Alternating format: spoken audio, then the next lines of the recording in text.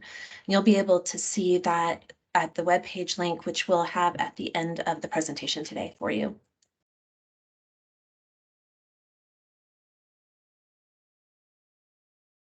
Thank you for taking any appropriate action. If you do not want to be included in this recorded information session, you'll see a little note at the top of your screen that popped up, and you can respond accordingly there.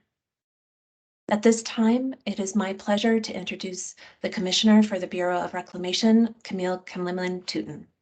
Commissioner? Good morning, and thank you, Genevieve. I am Camille Kemlimlin-Tooten, and I am the Commissioner for the Bureau of Reclamation.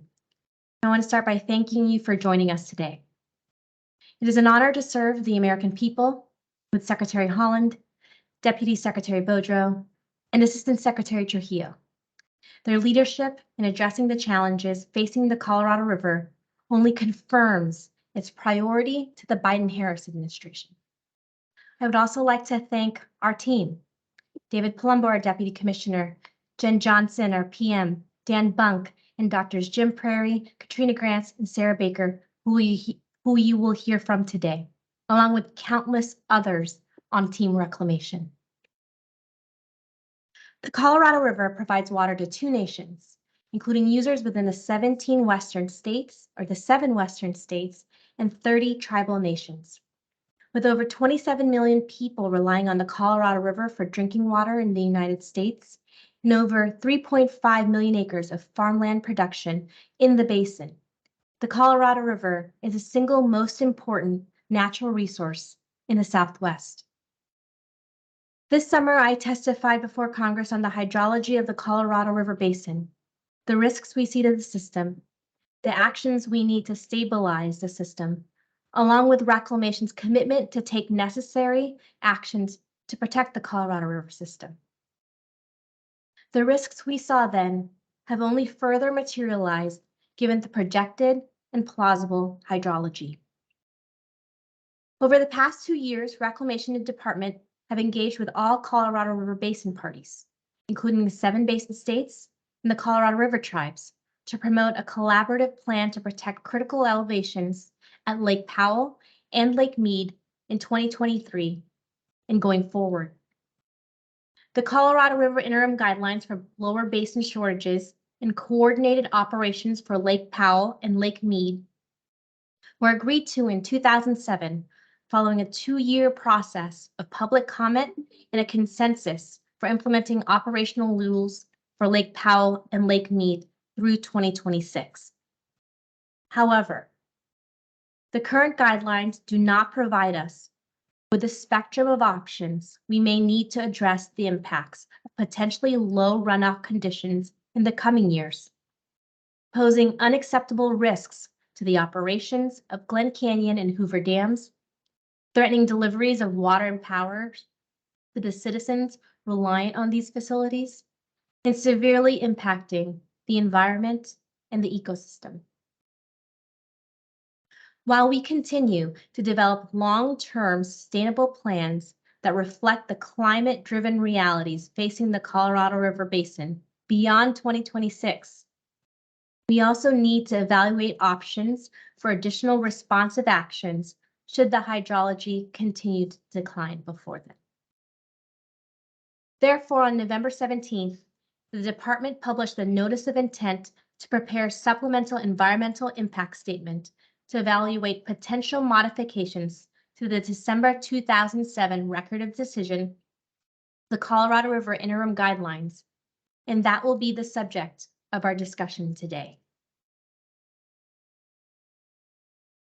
The history of the Colorado River over the last century has been one of partnership. Despite the challenging problems and difficult decisions, the basin has come together to find solutions with the understanding that protecting the system is vital for every person that depends on the river. And although we are moving forward on initiating of administrative actions, we continue to believe that the solution to the Colorado River Basin is one of partnership. I want to take a moment to recognize the Biden-Harris administration in Congress's unprecedented investments in drought resilience and water management. The bipartisan infrastructure law made a historic $8.3 billion investment to address water and drought challenges and improve the nation's Western water and power infrastructure while rebuilding existing projects to withstand a changing hydrology. Last year, in fiscal year 2022, we were able to allocate $1.3 billion of that $8.3 billion, and nearly half of that funding was in the Colorado River Basin states alone. And the recently passed Inflation Reduction Act includes $4 billion in funding specifically for water management and conservation efforts in the Colorado River Basin and other basins experiencing similar levels of drought. Reclamation was one of the first government agencies to receive its allocation under the IRA, announcing new drought mitigation funding opportunities and acting on this priority less than 2 months after President Biden signed this bill into law. Reclamation will ensure that this funding results in collective plans, actions, and investments aimed at protecting the Colorado River system with a focus on stabilizing the supply and demand imbalance in the Colorado River Basin as we look to the future. Lastly, I want to thank you again and thank you for showing up, for your support and for your collaboration. The path ahead is not easy, but we remain steadfast in our belief that we will find a collective solution to the challenges that we face today. And working together, we'll get it done. And I'm committed to you and to this cause, and I bring with me the talent of nearly 6,000 people that make up the Bureau of Reclamation. And on that note, I'd like to introduce Wayne Pullen, the Regional Director of the Upper Colorado River Basin, and Jackie Gould, the Regional Director of the Lower Colorado River Basin, who are leading this effort for the regions. Thank you, Wayne and Jackie. I will now pass this on to Genevieve Johnson, the Project Manager for the SEIS, to detail our efforts and to kick off this discussion. Thank you very much.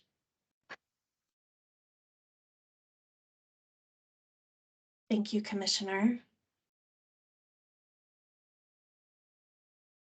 Thank you, everybody, again for attending today, and we are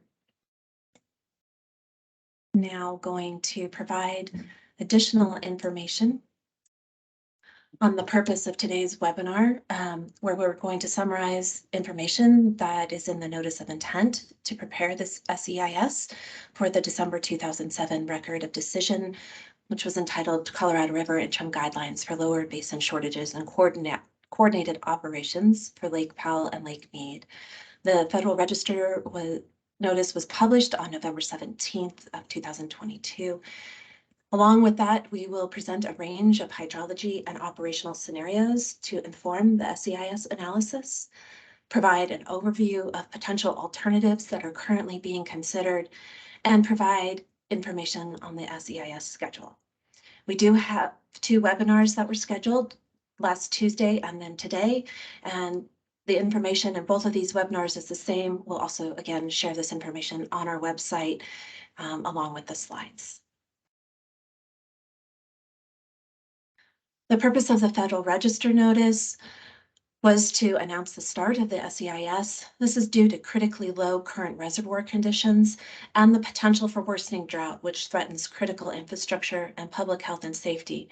And the department recognized that operational strategies had to be revisited in order to address those potential impacts of those low runoff conditions this winter.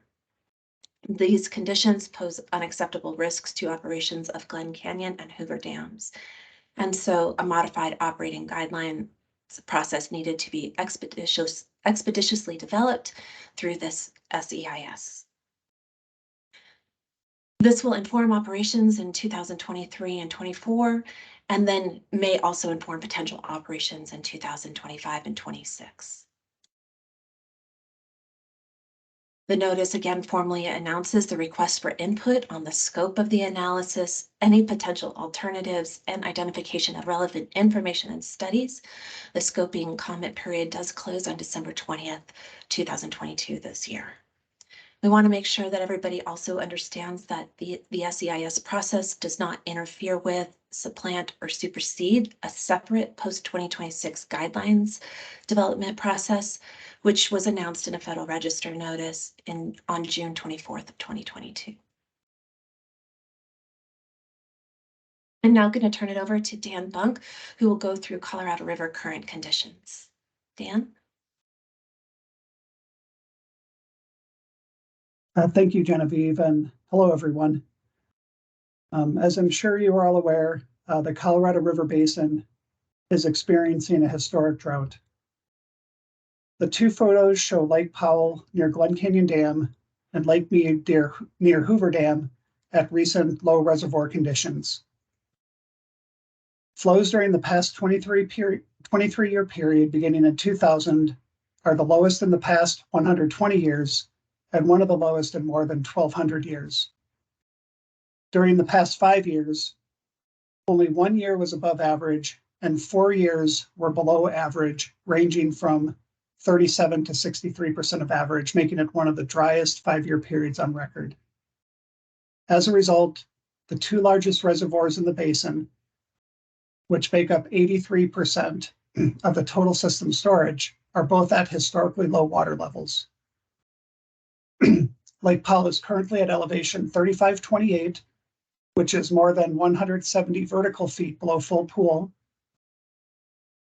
which is 25% of storage capacity. Lake Mead is currently at elevation 1043, more than 180 feet below full pool, which is 28% of storage capacity.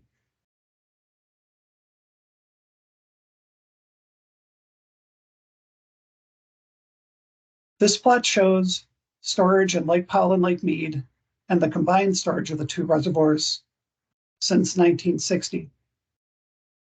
Reservoir storage content is shown on the y-axis, and an annual time step of end of water year conditions is shown on the x-axis. When the drought and low flow conditions started at the end of water year 1999, the combined storage of Lake Powell and Lake Mead was 92% of capacity. During the first 5 years of low flow conditions, storage declined by half. For the next 15 years, there was some year-to-year variability, but the decline in storage continued. During the past 3 years, with inflows of 61, 37, and 63% of average, storage declined in half by nearly half again, going from 48% of capacity to 26% of capacity.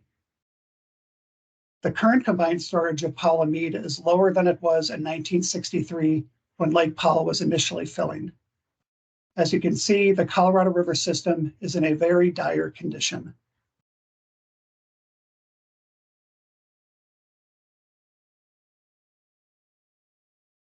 This slide shows a cross-section of Glen Canyon Dam with Lake Powell key elevations.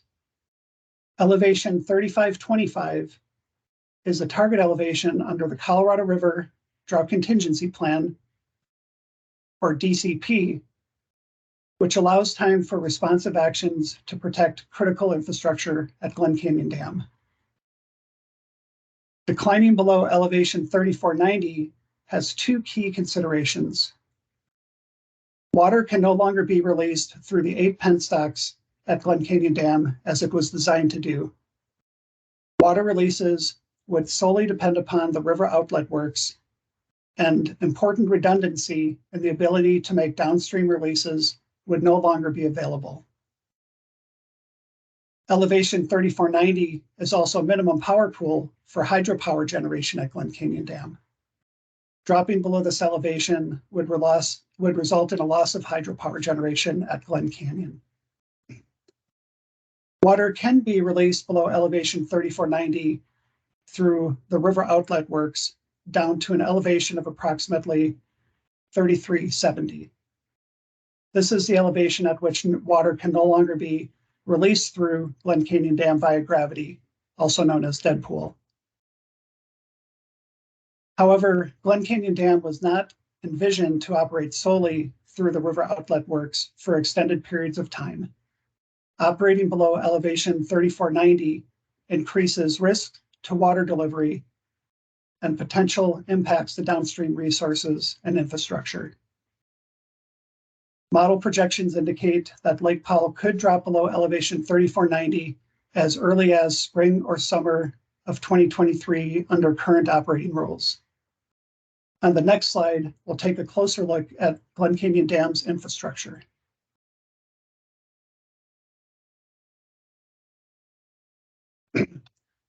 This slide shows a photo of Glen Canyon Dam on November 21st, 1963, while Lake Powell was initially filling.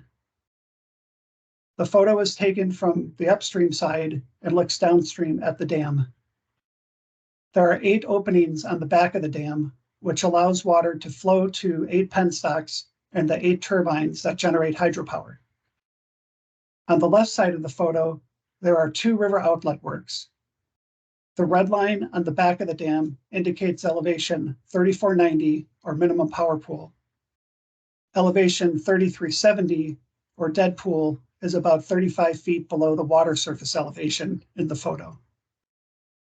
Historically, water has been released through the river outlet works only during high flows, such as flood control releases and high flow experiments. Glen Canyon Dam was not designed to operate solely through the river outlet works for extended periods of time, and both Glen Canyon Dam and the Colorado River system are at great risk should it operate in this manner.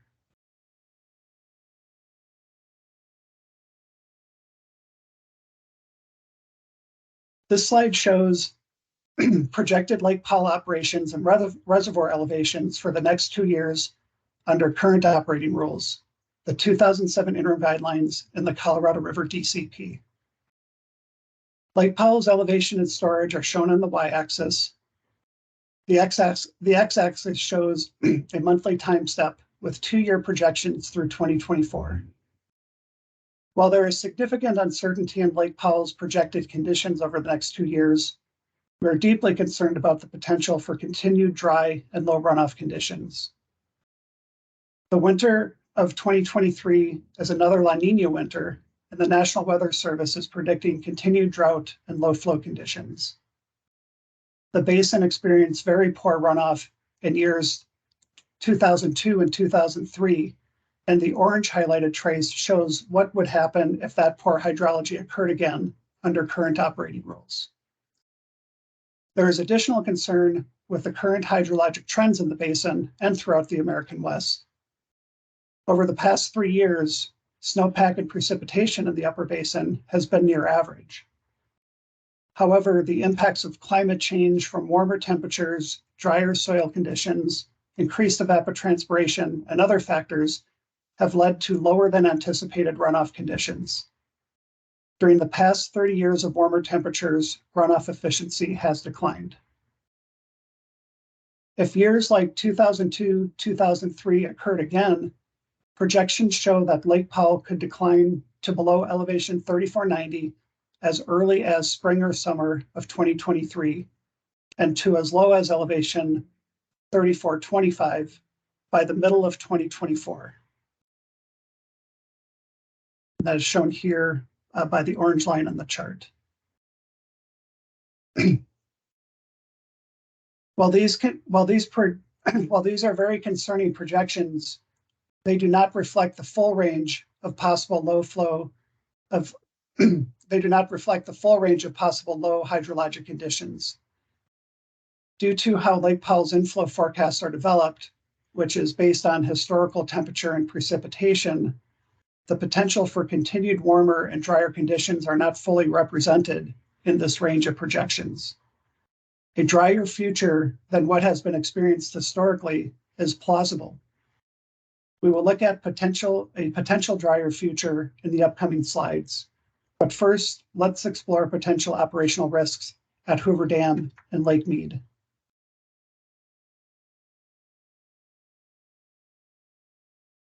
This slide shows a cross-section of Hoover Dam with Lake Mead key elevations. Under the 2007 interim guidelines, declining to elevation 1025 triggers a process for additional responsive actions to protect the system. Lake Mead's current elevation is 1,043, only 18 feet above this elevation. Lake Mead is projected to decline to below elevation 1025 in 2023. Hoover Dam's plumbing is set up differently from Glen Canyon Dam. Water is drawn into 4 intake towers. The water then flows into 4 penstocks and 17 turbines that generate hydropower. The water can flow through the same penstocks to the outlet canyon works. These outlet canyon, to the canyon wall outlets. These canyon wall outlets are equivalent to the river outlet works at Glen Canyon Dam. The bottom of the intake towers is elevation 895, which is the dead pool elevation for Lake Mead. Elevation 950 is minimum power pool at Hoover Dam. Dropping below this elevation would result in a loss of hydropower at Hoover. In addition, because the reservoir drops more quickly at lower elevations, operating below elevation 950 and near dead pool increases risks to water delivery and would have potential adverse impacts to downstream resources and infrastructure.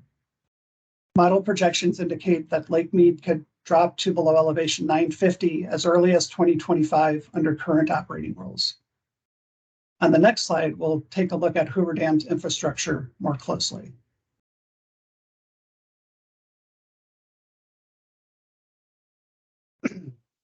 This slide shows a photo of Hoover Dam on May 27, 1935, while Lake Mead was initially filling. The photo is taken from the upstream side and looks downstream at the dam. There are 4 intake towers, 2 on each side of the dam, which allows water to flow to 4 penstocks and 17 turbines that generate hydropower. The upper red line shows the approximate minimum power elevation of 950. The lower red line shows the base of the intake towers, which is elevation 895 feet, the dead pool elevation for Lake Mead. Dead pool is the elevation at which water can no longer flow through the dam via gravity. The Colorado River system would be at great risk should Lake Mead operate at these very low reservoir elevations. The water surface elevation in this photo is at about 807 feet above sea level, so nearly 90 feet below the dead pool elevation.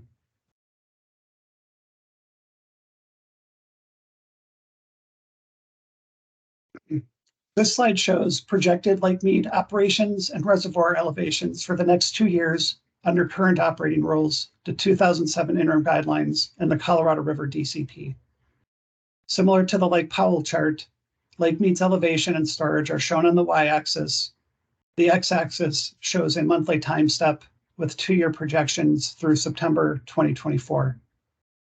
While there is also uncertainty in Lake Mead's projected conditions over the next 2 years and longer, we are deeply concerned and focused on the potential for continued dry and low runoff conditions. As in the chart for Lake Powell, the orange highlighted trace shows what would happen under current operating rules if the basin experienced very poor runoff years similar to 2002, 2003. Lake Mead would decline to as low as elevation 1015 in 2023 and to 990 feet in 2024 under current operating rules, and would be at risk of declining to minimum power pool as early as 2025. Also note, similar to the plot for Lake Powell, these projections do not reflect the full range of possible low flow hydrologic conditions. The potential for continued warmer and drier conditions are not fully represented in this range of projections. In an upcoming scenario analysis, we will look at a potential and plausible drier future, which is 80% of average of the lowest runoff years. I should repeat that, which is 80% of the lowest runoff years, including 2002. With that, I will pass it back to Genevieve Johnson for an overview of the preliminary proposed action and preliminary alternatives. Thank you. Thank you, Dan. In light of the risks and concerns that Dan just went over, Reclamation does anticipate proposing modifications to the 2023-24 period and potentially subsequent years to the following sections of our 2007 interim guidelines. Section 2D, which is determination of Lake Mead operation shortage conditions. Section 6C and 6D, which are the coordinated operation of Lake Powell and Lake Mead mid-elevation and lower elevation tiers, and Section 7C, implementation of guidelines and for mid-year review. In particular, Section 2D, which describes the shortage condition, describes deliveries to lower division states during these shortage condition years. When Lake Mead is projected to be below elevation 1,050 feet and at or above 1,025 feet, a quantity of 7.083 million acre feet shall be apportioned for consumptive use in the lower division states. And when Lake Mead is projected to be below elevation 1025, which Dan mentioned in his presentation as well, a quantity of 7.0 million acre feet shall be apportioned for consumptive use. Potential modifications to this section may include decreasing the quantity of water apportioned for consumptive use in the lower basin states. And we'll go through some of that information a little bit later in today's presentation. Section 6, which is the coordinated operation, we anticipate making revisions to section, again, 6C and 6D. And currently, the mid-elevation release tier looks at elevations below 3575 at Lake Powell and above 3525 when the Secretary shall release 7.48 million acre feet from Lake Powell if the projected elevation of Lake Mead is at or above 1025. If the projected elevation of Lake Mead is below 1025, the Secretary shall release 8.23 million acre feet from Lake Powell. For the lower elevation balancing tier, we look at Lake Powell elevations below 3525, and that means that the Secretary shall balance the contents of Lake Mead and Lake Powell, but shall release not more than 9.5 and not less than 7.0 million acre feet. In the implementation of guidelines, section 7, we anticipate making revisions to section 7C, which will allow for potential determinations and a mid-year review to look at reduced deliveries from Lake Mead.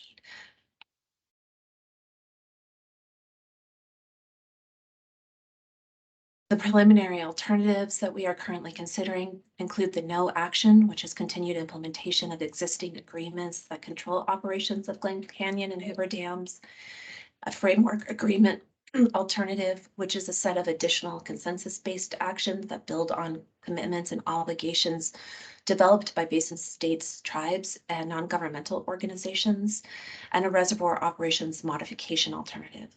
This would be a set of actions adopted pursuant to secretarial authority that could complement a consensus-based alternative if that doesn't sufficiently mitigate current and projected risks to the system. And we will go through this information again in more detail later during the presentation. Next, we'll walk through the low flow hydrology and operational scenarios that will inform the SEIS analysis, and Sarah Baker will walk us through those. Sarah? Thanks, Genevieve. So as Genevieve mentioned, we'll now analyze some low flow hydrologies and different operational scenarios and the results of these scenarios at Lakes Powell and Lake Mead. The following slides on low flow hydrology and operational scenarios do not show alternatives to be analyzed, but instead show scenarios and trade-offs related to protecting various elevations at Lake Mead and Lake Powell to be considered as alternatives are developed for analysis in the SEIS.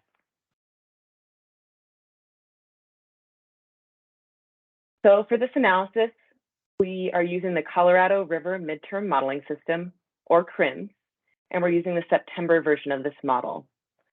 Along with this model, we're using the future hydrologies from the September 2022 forecast, using the 30 ensemble streamflow prediction, or ESP traces, that are provided by the Colorado Basin River Forecast Center, or CBRFC. Common to all the scenarios that we'll review in the next slide are the following assumptions regarding approved drought response actions. The first is the drought response operations releases from 500,000 acre feet from Flaming Gorge that are released from May 2022 through April 2023 from the most probable 24-month study. Another drought response action that is included is the 2022 reduced PAL release of 480,000 acre feet from Lake Powell. And it is assumed in this modeling that 480,000 acre feet is operationally neutral. And by this, we mean that that water is treated as if it is in Lake Mead and not Lake Powell for tier determination and balancing releases.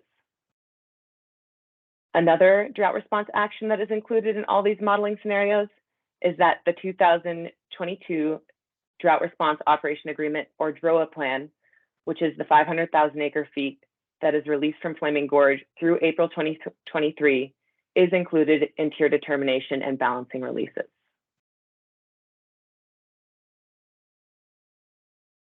So in this analysis, we will analyze 4 different modeling scenarios.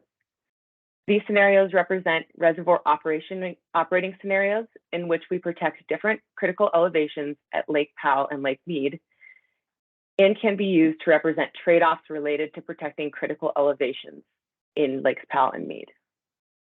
So the first scenario that we will be analyzing is our baseline CRIM scenario, and this is from our official September 2022 CRIMS ESP run. The second scenario is a scenario that protects 3490 at Lake Powell. And this scenario protects minimum power pool, so that is 3490 feet at Lake Powell. This is done by reducing Lake Powell's release each month during a water year so that Powell's elevation is at or above min power pool. This method does try to release any volume that is held back earlier in the water year, later in the water year. The next scenario protects 3490 at Lake Powell and 950 at Lake Mead. So that is min power pool at both reservoirs. To protect 3490 in this scenario, we use the same method that was used in the previous scenario, in which we hold back monthly releases during the water year to keep Lake Powell's elevation at or above min power pool. For protection of 950 at Lake Mead, this is done by reducing monthly releases at Lake Mead so that the elevation remains at or above 950 feet. This method does not try to release the volume that might be held back earlier in the calendar year, later in the calendar year. The final scenario is to protect 3490, so min power pool at Lake Powell, until Lake Mead reaches 950. At this point, Lake Powell would then have a balancing release in which there would be balancing of Lake Powell and Lake Mead storage with no minimum release. So releases could result in releases less than 7 million acre feet. So once Lake Mead reaches 950 feet, Powell will no longer protect min power pool or 3490 feet, and instead balance with no minimum release. After balancing, Mead will release the balanced water downstream for lower basin and Mexico use. So these are 4 different scenarios that protect various elevations at the reservoirs. So next we'll walk through individual streamflow traces that are analyzed. And the first one here is using the 2000 through 2005 climate conditions. This trace was chosen because it has the lowest Lake Powell end of calendar year 2023 storage based off the 30-year period of ESP traces. So ESP forecasts are produced by the CBRFC, which uses a hydrology model initialized with current basin conditions, and then runs time series of temperature and precipitation, so climate, from the historical record, which is currently 1991 through 2020. So this 2002 through 2005 trace would use, for 2023 streamflow, it would use 2002 climate. For 2024 streamflow, it would use 2003 climate. For 2025, it would use 2004 climate. And for 2026, it would be using 2005 climate. And in addition to using this 2002 through 2005 trace from ESP, we are also reducing it by 20% so that we have 80% of that original ESP trace to run through the model. And this was done to provide a lower trace than is available in ESP. A summary of this trace is shown in this table here. So here we have Lake Powell water year unregulated inflow.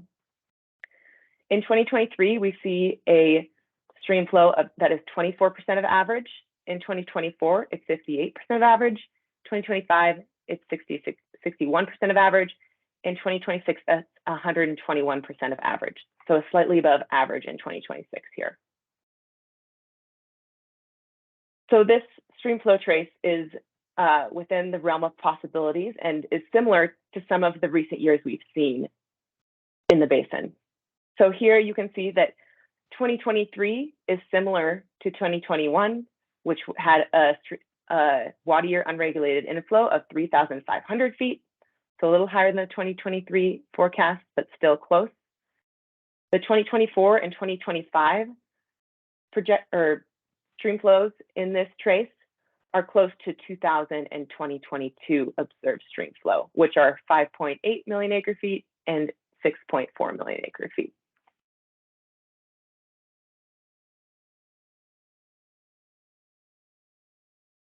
So now we'll walk through the results of this 2002 through 2005, 80% of the ESP trace. Here we're showing end of month pool elevations at Lake Powell and Lake Mead. The Lake Powell is shown on the left and Lake Mead is shown on the right, with the y-axis representing different pool elevations as well as storage, and the x-axis representing monthly pool elevations through the end of 2026. So this isn't a formal analysis or formal presentation of no action alternatives, but it does represent all existing agreements and shows how quickly things decline at both Powell and Mead under very low hydrology. So also here we're showing on the bottom left, we have our unregulated, or Lake Powell unregulated inflow percent of average. And then on the right, we're showing a table of different key variables. So we have Powell water year releases, Lee's Ferry 10-year volume, and Mead calendar year releases for 2023 through 2025 or 2026. And so here we have our baseline scenario. So if we look at Lake Powell under existing operations in this modeling trace, we can see that Lake Powell dropped below 3490 or min power pool in mid-2023 and remains below min power pool through 2026. The releases decline to 6.6 and 5.9 million acre feet in 2024 and 2025 respectively. And this is due to physical constraints at the dam for how much can be released, as well as what is available to be released from the inflow to Lake Powell. On the right, we have Lake Mead, and here we're seeing that under existing operations in this modeling trace, Lake Mead drops below 950 in 2025 through 2026, and releases remain above 8.2 million acre feet until 2026, where we see a slightly lower release of 7.7 million acre feet. The next scenario we can look at is our scenario that protects 3490, so min power pool at Lake Powell. In this scenario, which protects 3490, releases are reduced starting in 2023 and are as low as 5.2 million acre feet in 2023, as well as remaining below 7 million acre feet in 2024 and 2025. At Lake Mead, you can see that Lake Mead decreases to 950 in 2024, and pool elevation reduces to 895, which is dead pool, in 2025.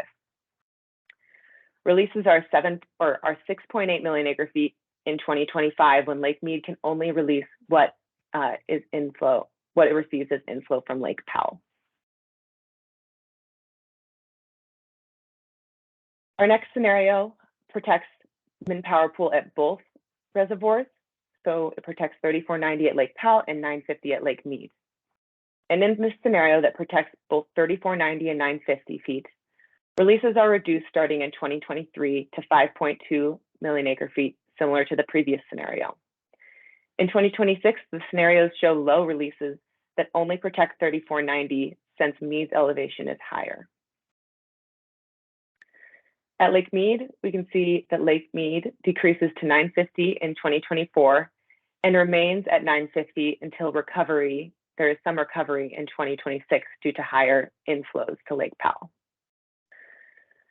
To maintain Lake Mead above 950, or at or above 950, Lake Mead releases down to 6.0 million acre feet in 2025.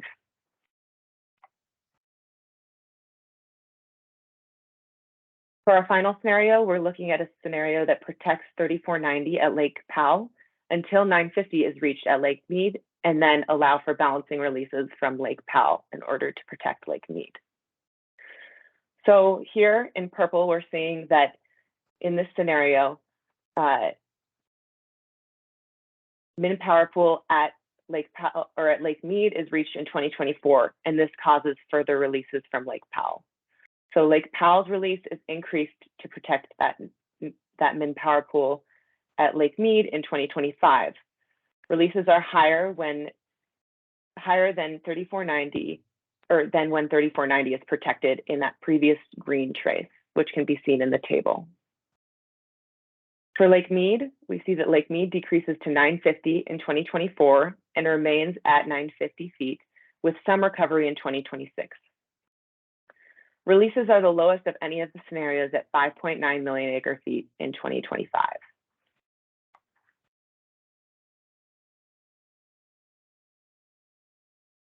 So next we'll look at another example that uses an individual streamflow trace. So here we're looking at our 2000 through 2003 ESP, in which we're taking, again, 80% of that ESP trace. We chose this trace because it shows the lowest combined Powell and Mead storage at the end of calendar year 2026, based off this 30-year period from ESP. The hydrology that is provided in this trace is shown in the bottom left table. So in 2023, we see a 47% of average water year Powell unregulated inflow. In 2024, it's 61% of average. In 2025, it's 26% of average, which is that 2002 climate being used to produce the stream flow in that year. And then in 2026, it is 59% of average. And here we can focus on this last scenario. So the scenario that protects 3490 until 950 is reached at Lake Mead. And here we see that when this occurs, 950 is reached in 2025. And so for Lake Powell then releases to balance with Lake Mead in this year, and releases are as low as 3.5 million acre feet in 2025. For Lake Mead, we see that it decreases to 950 in 2025 and remains at 950 through 2026. Releases are higher than when you only protect 3490 and 950, so that green trace, because Lake Powell releases are released from Lake Mead. And so here we're showing a scenario that by the end of 2026, under the baseline scenario, it has, at Lake Mead, it has pool elevations that are at dead pool. And in the scenario that only protects 3490, so min power pool at Lake Powell, it reduces to dead pool at Lake Mead in 2025. So to summarize some of the results from this modeling scenario or modeling analysis, the baseline operations, so this is current operations. For this scenario, Lake Powell declines below min power pool, so that's 3490 feet, as early as spring and summer of 2023, and Lake Mead declines below min power pool at 950, with a risk of continued declining elevations at both reservoirs. The next scenario, which protects min power pool at Lake Powell, does this by reducing Lake Powell's releases. So Lake Powell remains above min power pool through 2026 in these scenarios. However, Lake Mead declines below min power pool and continues to decline to dead pool at 895. The next scenario, which protects min Powerpool at both reservoirs, so that's protecting 3490 at Lake Powell and 950 at Lake Mead. For this scenario, pool elevations remain above key elevations at Lake Powell and Lake Mead. However, reduced reservoir releases and increased reductions in the lower basin to lower basin water users would be needed to achieve this. The final scenario, which protects 3490 at Lake Powell until Lake Mead reaches 950 and then balances Lake Powell and Lake Mead storage with no minimum release. In this scenario, key elevations are maintained with more flexibility in operations. However, reduced reservoir releases and increased reductions in lower basin water deliveries would be needed in this scenario. So these scenarios can be used to represent trade-offs related to protecting these key elevations at Lake Powell and Lake Mead, as summarized here. And next, I'll hand it over to Katrina Grant to discuss preliminary alternatives.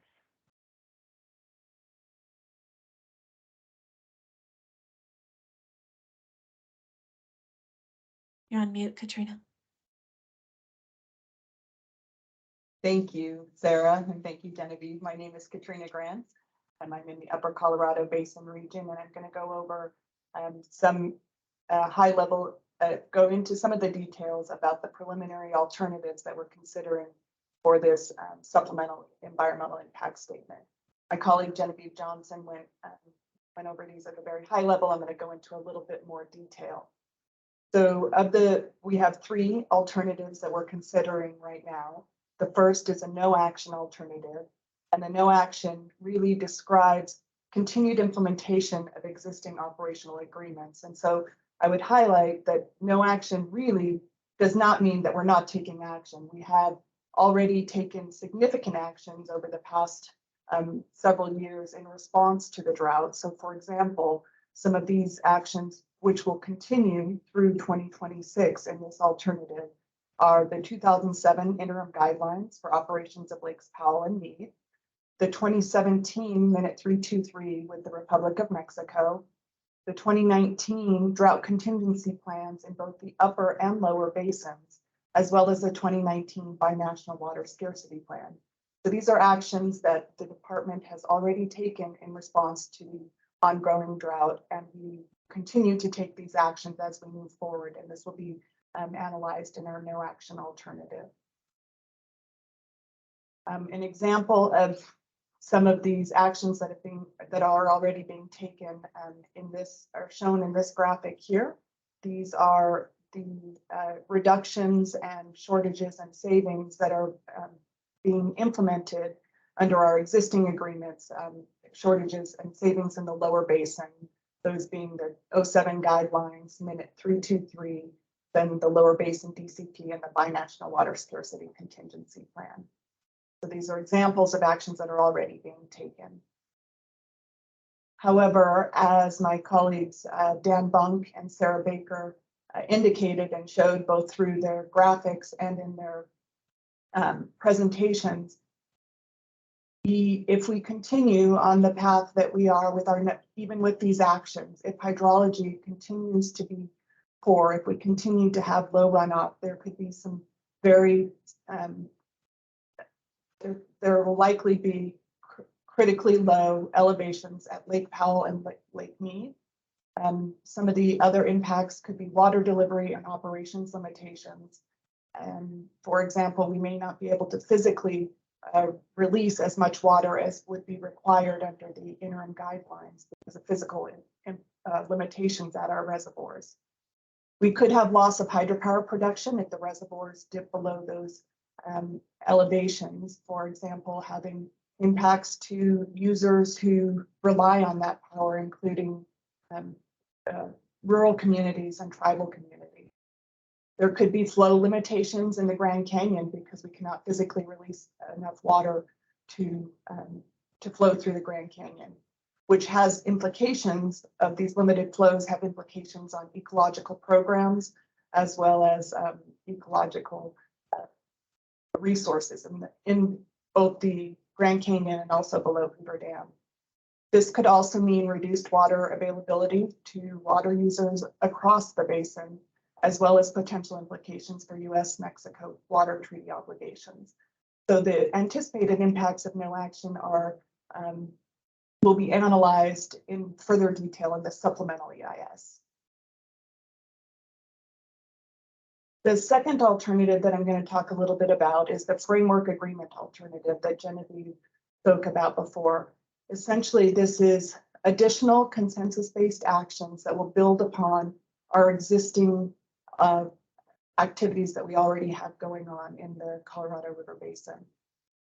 So this framework agreement alternative really would be additional consensus-based set of actions that build upon our existing commitments and our obligations that have been developed by basin states, tribes, and non-governmental organizations as part of the 2019 drought contingency plans. Reclamation would analyze any framework agreement alternative in light of the drier hydrology and extreme low flow scenarios. So we're really looking at alternatives and agreements that respond to the potential for low runoff. Reclamation is hopeful that we'll have partners will be able to have a consensus alternative, and that could be developed as soon as possible. And frankly speaking, in order to put this into for it to be fully analyzed in this time frame, we're really looking at having something in January would really be ideal. So the framework agreement alternative, Reclamation will evaluate the scoping comments that we receive as part of this alternative and may build on this alternative. And these comments could focus on issues such as what elevations might be protected. What elevations might be projected in Lake Powell and Lake Mead, and how much water might be released from Lake Powell or Lake Mead, as well as how shortages might be defined for lower basin states. So all of these elements may be items that would be included in a framework agreement alternative.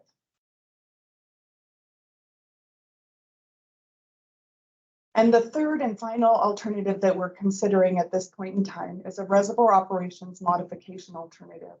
And what this alternative is a set of actions that would be adopted pursuant to secretarial authority under applicable federal law. And it could complement the consensus-based alternative that may not sufficiently mitigate our current and projected risks to the Colorado River system reservoirs. So really this alternative, the reservoir operations modification alternative, would be looking at considering protecting critical infrastructure at a range of potential core hydrologies. So for example, Reclamation could propose to protect elevation 3,500 at Lake Powell. That's just a little bit above that minimum Powerpool elevation, and elevation 1,000 at Lake Mead, similarly a small amount above the minimum Powerpool at Lake Mead.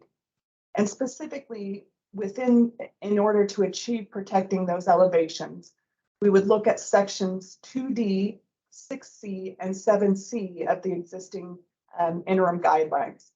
Under section 2D, we may consider raising operating determination elevations or increasing shortage reduction amounts in the lower basin by as much as 2 million acre feet or possibly more in order to achieve protecting those critical elevations. For section 6C, we may look at releasing less than 7 million acre feet, the current minimum in the interim guidelines. So releasing less than 7 million acre feet from Lake Powell, and initial estimates are that we may need to analyze releases of reducing that 7 million by 2 or 3 million acre feet or more. Lastly, under section 7C, we may consider providing for a potential mid-year review and making reductions in the lower basin mid-year. These are all components that we are considering as part of the reservoir operations modification alternative. And with that, I'm going to turn it over to my colleague Genevieve Johnson to talk about the SEIS schedule. Genevieve? Thank you, Katrina. Quickly, an overview of our schedule. again, is that the Federal Register notice was published on November 17th of this year, and we would like public comments during this scoping period by December 20th of 2022. You can see the email address where you can submit comments to. It's crinterinmops@usbr.gov. We are anticipating a draft supplemental EIS available for public review in spring of 2023. And again, this is a schedule that we are trying to meet in order to inform potentially operations in 2023 and 2024 in the event of low runoff this winter. We are also anticipating a final supplemental EIS available for public review in late summer.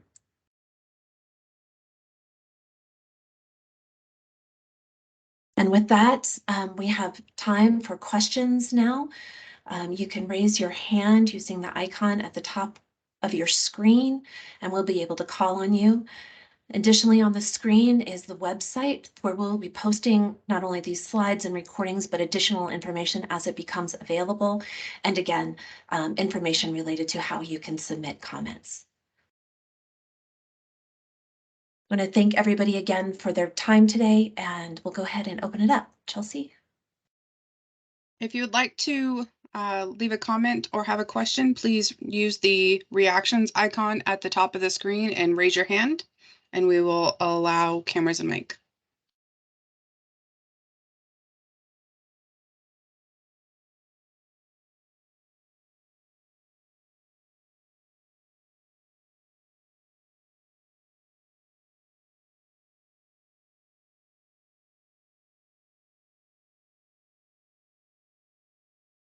Okay, it looks like our first one is from Karen Kwan.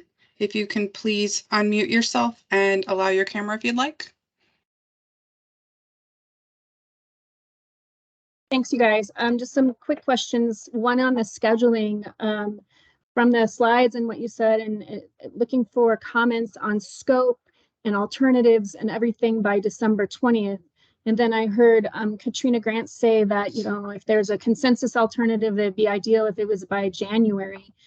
What's the thought of if we're trying to help develop a consensus thing? What's the timing of that? Do we have to have it by December 20th, or how do we formulate that between now and the right time? Sure. As Katrina mentioned, we're looking for a consensus alternative by the end of January. Sooner, of course, given our schedule is always better. But we think that January would be the latest that we could still be able to meet the schedule and do the analysis. Okay, that's very helpful. My other main question is, this is represented as a supplemental to the guidelines, which makes sense. And there are all these overlaying agreements since then that have happened with the DCPs and minutes and things. Is there a way that those additional agreement concepts and actions, like DROA, I'll use that as an example, will be pulled into the supplemental, or are they separate? They Yes, will the all DCB separate from the guidelines is what I'm trying to ask. Right. We're going to analyze existing agreements as part of the no action alternative so that we can have a full understanding of the scope of all the commitments that all the basin stakeholders have made to date in order to do that analysis of impacts. Okay, so if we're doing comments though on suggested scope and alternatives, commenting on how DROA or flows through the canyon and things like that would be relevant, or are they out of bounds? They are still within bounds, especially if you are building on anything that we should consider in an additional alternative. Fantastic, thank you. You bet.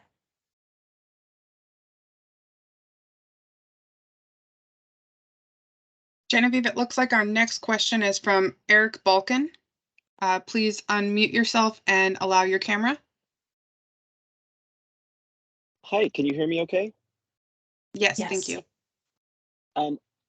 So in August, it was announced that Reclamation was going to be looking into physical modifications of Glen Canyon Dam and Hoover Dam.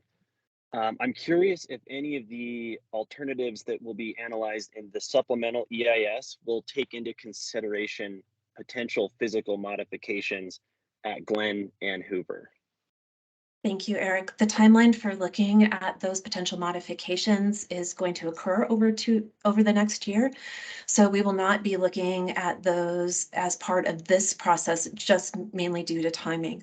However, the reports and and some of the technical information will be available next year for consideration in future actions. Great. Thank you so much. It looks like our next question comes from Ben Reeder. Please allow your mic and turn on your camera as well if you would like. Thank you. Can you all hear me? Yes. Yeah, my question was kind of similar to Eric's. I was just wondering if there's any consideration to create outlets below the river outlets under the worst case scenario.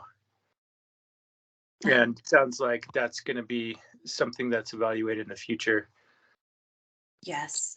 Katrina, if you're available, I don't know if you have anything to add to that report and technical evaluation process. Thanks, Genevieve. You're right that we'll be evaluating that later. That report won't be completed in time for thorough analysis in this process.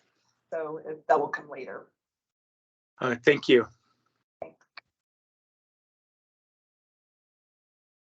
Looks like our next comment is from Rich Juritich. Please turn on your mic and allow your camera if you'd like.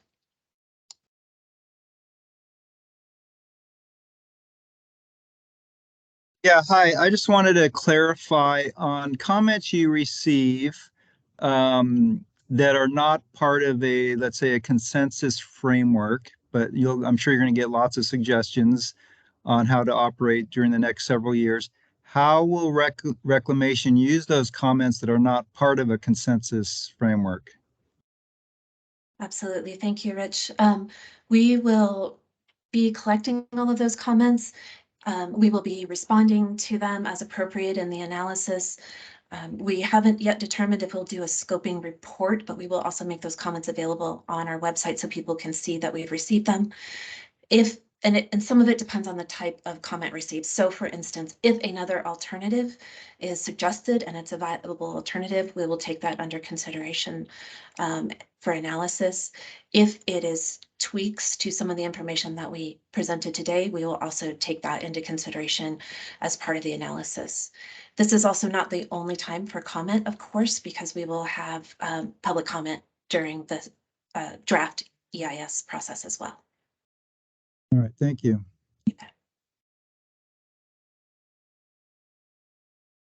Genevieve, it looks like our next question comes from Dave Wegner. Please unmute yourself and allow your camera if you'd like.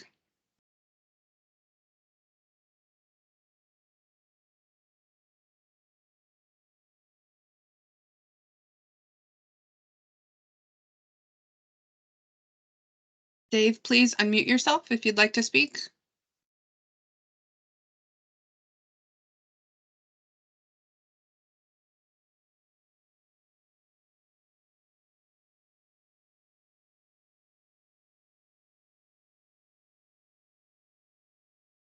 Okay, it looks like we're having some technical difficulties there. We'll come back to you, Dave. Next question from Luke Runyon. If you'd like to unmute yourself and allow your camera if you'd like. Hi, everyone. This is Luke Runyon from KUNC. Earlier this summer, Reclamation asked the states for 2 to 4 million acre feet of conservation in order to bring the system into balance.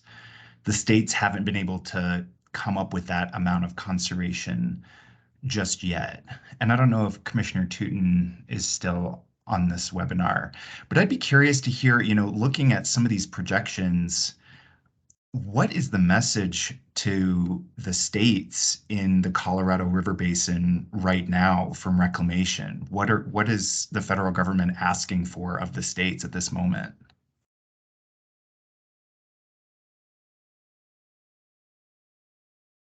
I'm also not sure if the commissioner is on, but we want to make sure that we're just letting everybody know this is the time for us to take comments for the scoping process.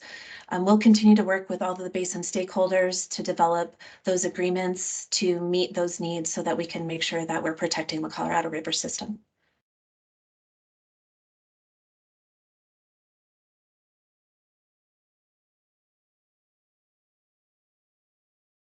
Okay, it looks like Dave, you are back on. If you would like to unmute yourself and ask your question. Okay, let's hope I got the technology fixed here. My question is, and thanks for doing this seminar or this webinar today. I'm assuming this 2020, this supplemental EIS is standing independent, but do you see that if the information is relevant, it'll feed into the post 2026 operational guidelines process? Thanks for that question, Dave. Yes, we do. Again, it will depend on the specifics of the information received. And certainly like some of the other comments mentioned earlier, things like modifications to infrastructure and might be things that we consider in post 2026.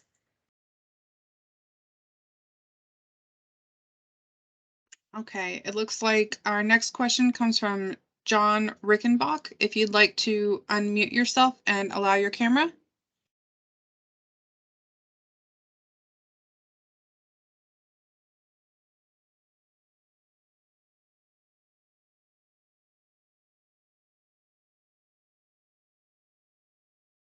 John, you can unmute yourself if you'd like to ask a question.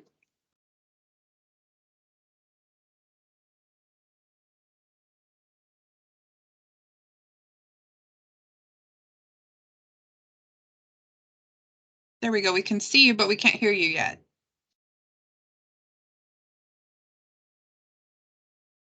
It still shows that you're muted, John, on our screen.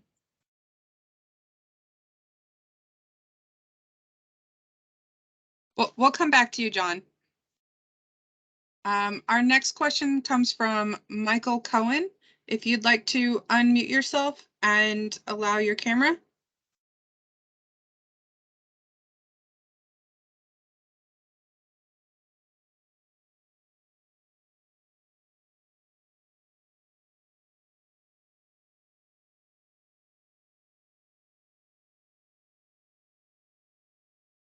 Michael Cohen, if you'd like to unmute yourself.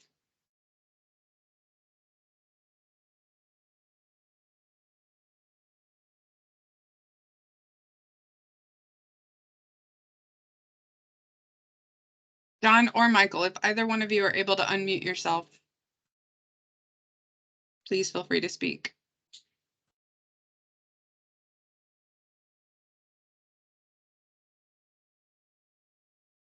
Chelsea, maybe they could put their question in the chat and we can respond there too. Yes, they can put the question in the chat, or if you'd like, you can also submit your questions to the CR Interior IMOPS at usbr.gov.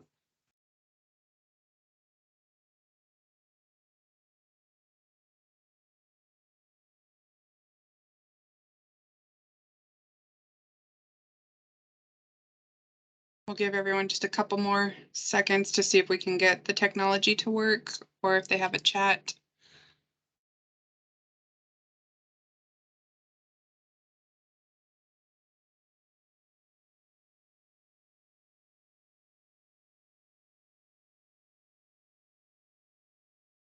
I'm trying with something with Michael Cohen here. Just a second. Thank you, Peter. Michael, can you try again to unmute? So question is, thanks for unmuting me. What assumptions are made in these projections about upper basin demands? And the caveat there is, or I guess the idea there is that in 2021, upper basin demands were severely restricted simply based on limited availability of water. So is that, is the upper basin demand simply using upper basin demand schedule? Is it being modified based on availability of water? How is that process for these model projections? Thanks. Sure. Thanks, Michael. We haven't started to analyze the alternatives in full detail yet. So we'll be looking into that. And if you have suggestions for things that we should be looking at, such as that demand schedule, we would appreciate that information submitted as a comment as well.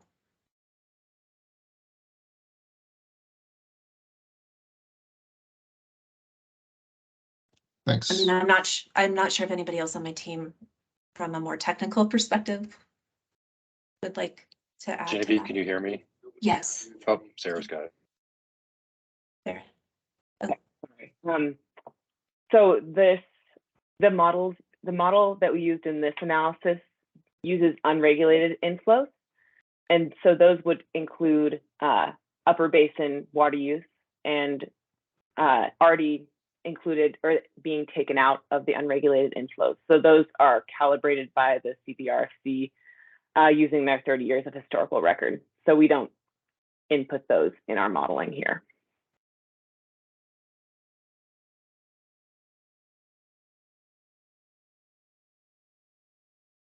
Thank you. We're going to go back to John Rickenbach. If you'd like to try one more time, see if we can get you unmuted. Can you unmute yourself, John?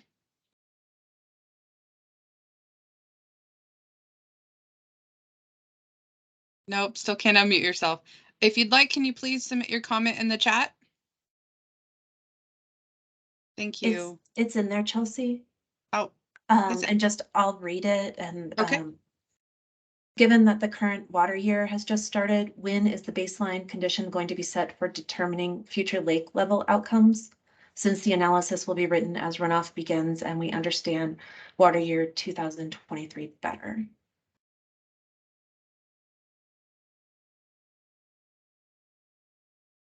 And I'm not sure, Dan, thank you.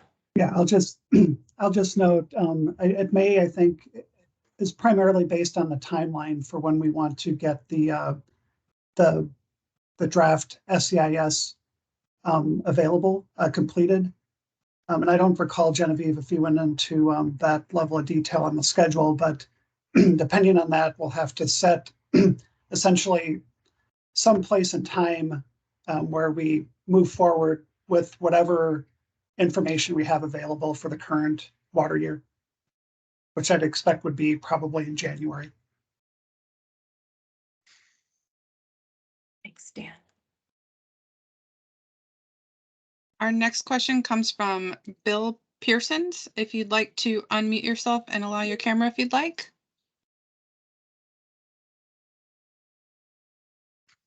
Hi, it looks like I am able to unmute myself. I have no access to chat.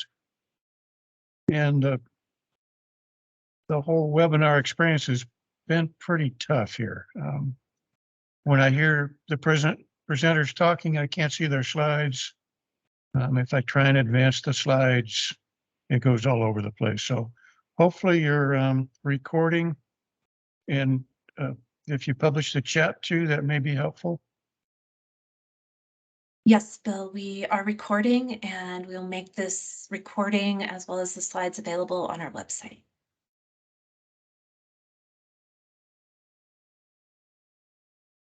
Okay, it looks like our next question, the name just says MS.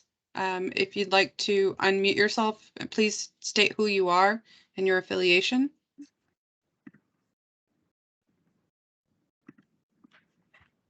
Hello. Hi, I'm Morgan Sugar with Sierra Magazine.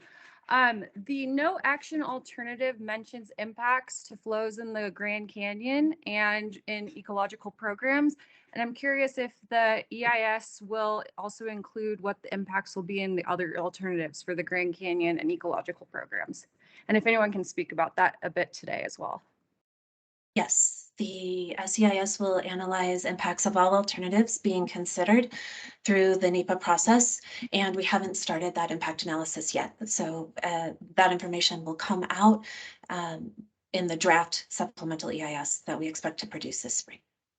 Thank you. You bet. Next question is from Kevin Wheeler. If you'd like to unmute yourself and allow your camera if you'd like.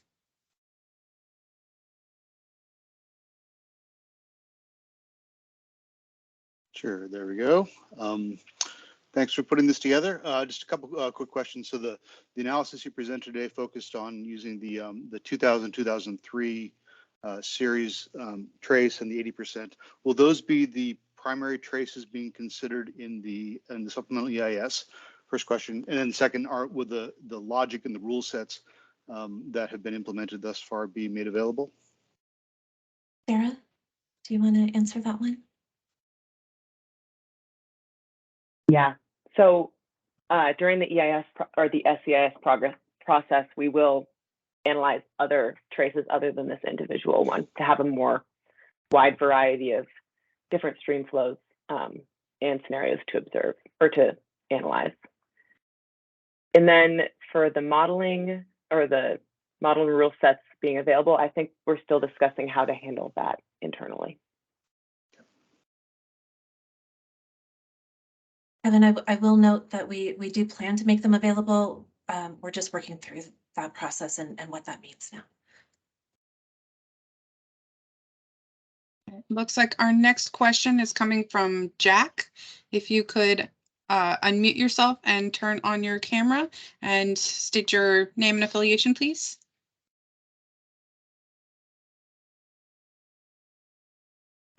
Jack, if you can't unmute, please feel free to leave your question in the chat. And it looks like Hi, there we go. Jack Schmidt here. Thanks for what you're doing. This is great. Two questions.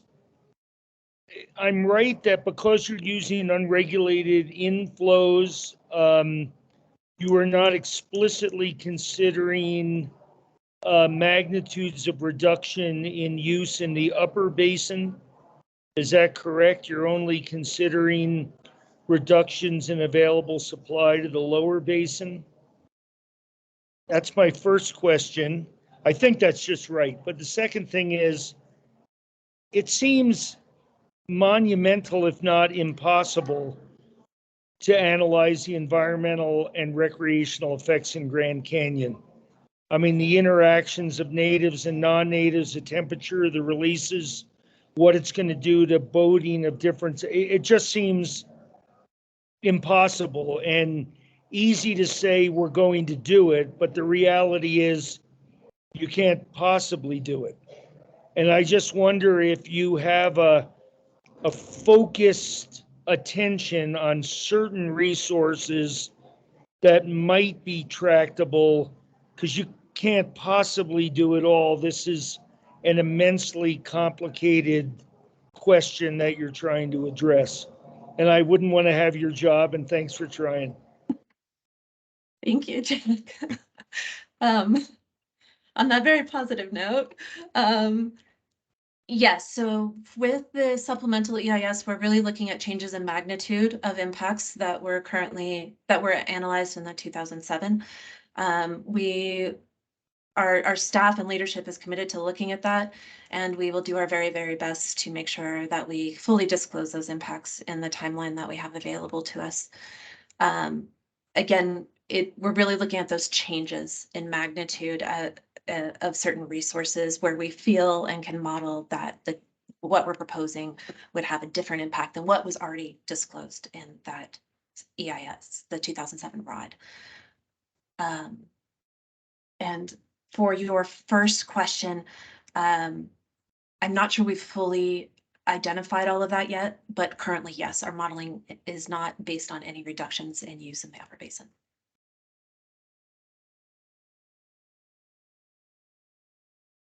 Okay, it looks like we don't have any other new questions, so we'll go back for a second question with Luke Runyon. If you'd like to unmute yourself and turn on your camera. Hi, thanks for taking another question. Just as this webinar was getting started, there was another press release about DROA releases from Lake Powell. And I don't know if this was addressed on this call or not, but if there's anybody who can address sort of the changes that are being made to releases out of Lake Powell going forward, starting December through April. Can you just lay out what those changes are and why they were made? And you're referring specifically to DROA releases, correct, Luke? Yep. Okay. We just want to make sure that everybody's aware that that's not part of the current SEIS process, but Katrina Grants from Upper Colorado Basin can answer that question. Thanks. Thank you for that question, Luke. And yes, Genevieve is spot on. So DROA, the Drought Response Operations Agreement, is part of our current activities. That would be part of what is being analyzed, will be analyzed in our no action alternative. And one of the components of the Upper Basin Drought Response Operations Agreement is the ability to reduce releases from Glen Canyon Dam in the earlier part of the year and move that water that would have been released to later in the water year. And so that's correct. And the reason we have this, this is a tool that we currently have, is to mitigate or to slow down the decline of the reservoir prior to the spring runoff coming in. And so that's right, starting in December, we have reduced the originally planned releases from Glen Canyon Dam, and we will be scheduling that water to be released later in the water year after the spring runoff has started.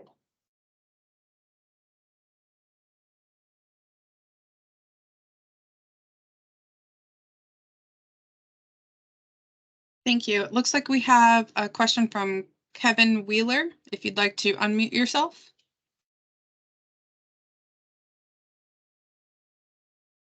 Okay, one more quick one.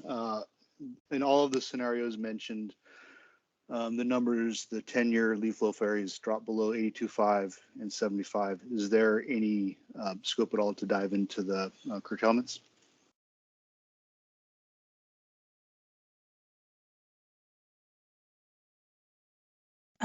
Right now, I don't know if we've determined that fully, but we don't believe that that will be an impact that is part of the SEIS process. And I'm not sure, I'm just looking to see if anybody on the modeling team has any other technical information they'd like to share. It is something that we, again, would like input on. If you feel like it's something that should be considered, or how it should be considered, that would be great as a scoping comment for us to look at in our draft SEIS. And I don't see anybody else coming on. So, Kevin, I think we'll leave it at that.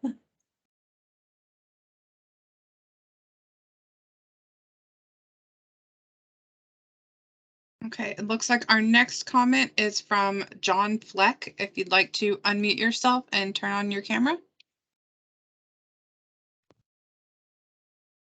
Is it on? Did it work? Thanks so much for this. A question about the analysis that you're going to be doing of Section 2D of the 07 Record of Decision. As it's currently written, it allocates deliveries and or shortages to states as a whole. Is there any expectation that this process will consider the distribution of those allocation within states, especially with respect to present perfected rights, or will the decision of how states respond to a potential reduced allocation beyond those contemplated in the 07 guidelines be left to the states themselves?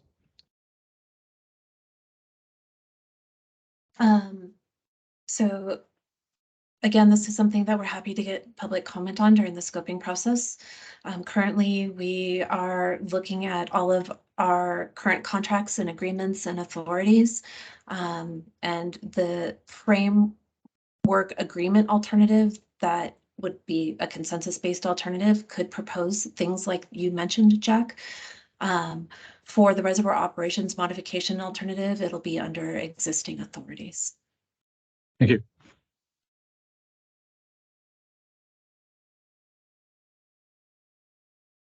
And Genevieve, it looks like we have a question from John Rickenbach in the chat. To what extent will analysis be prescriptive to the states to achieve the desired result to protect water supply and power generation? That is, will it end up saying that each state must reduce from a baseline average use, say 16 to 20, to achieve the desired results? And will that prescriptive goal be flexible year to year as conditions change? Sure, and I'll just ask my team to step in if I mischaracterize or misunderstand the intent of the question. We will be under low flow conditions. So it's really important to remember that what we're trying to do is develop tools that we don't currently have for very poor hydrology and low flow conditions. So we intend to be very specific on the quantity and entities for reduction as we move through this process, which would be described as deliveries that we would make to lower basin states. That, of course, would be flexible, similarly to how it is now based on elevations in Lake Powell and Lake Mead.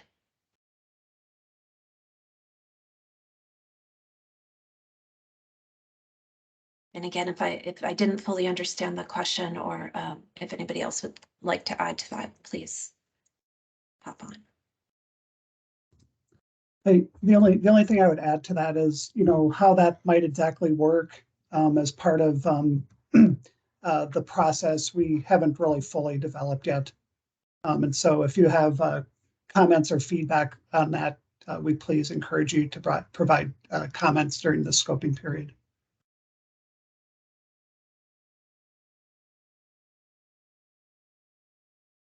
Thank you, Dan and Genevieve. It doesn't look like we have any more questions right now. If anybody has any more questions, please raise your hand or leave a question in the chat. We'll give it a couple more seconds for people to ask any more questions if they'd like.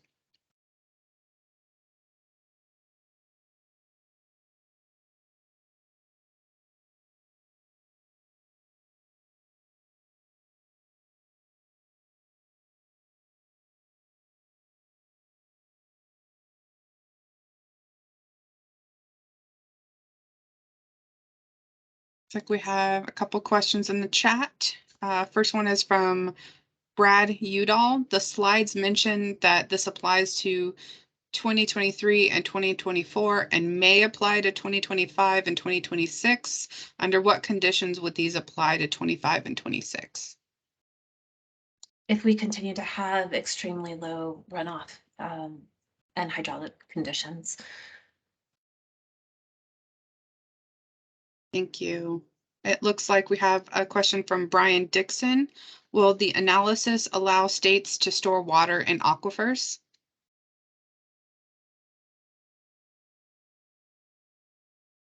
I believe that our decisions to allow states, we don't usually control whether states store water in aquifers, so I think it's outside the scope of what we would be considering in this analysis.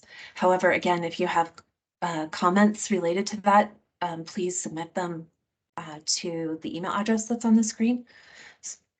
And especially if you have any additional information, technical information to share that we should consider. Thank you. It looks like we have one more question from John Rickenbach. So you will not try to set targets for upper basin states because you can't actually exert control through your operations.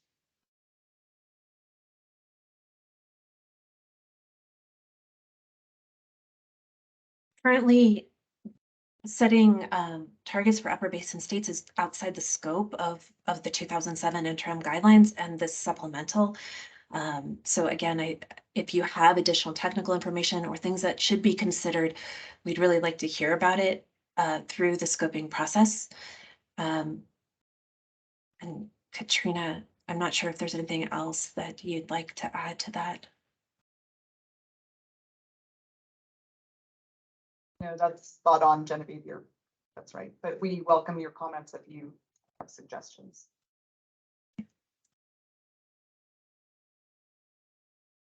I don't see any more comments, Genevieve. Well, again, we'd really like to thank you all for your time today, for your interest in this process, and we look forward to your comments during the scoping process. We will We have not yet determined if a formal scoping report will be made, but we will make comments available on our website, and certainly as part of our draft supplemental EIS public review process, we will summarize all comments that we've had to date.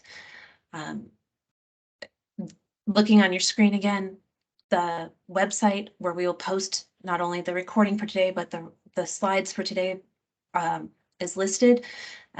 It's www.usbr.gov/Colorado River Basin /SEIS.html. And again, you can submit comments to crinterirops@usbr.gov. Again, we thank you for your time today, and we look forward to continuing to work with you.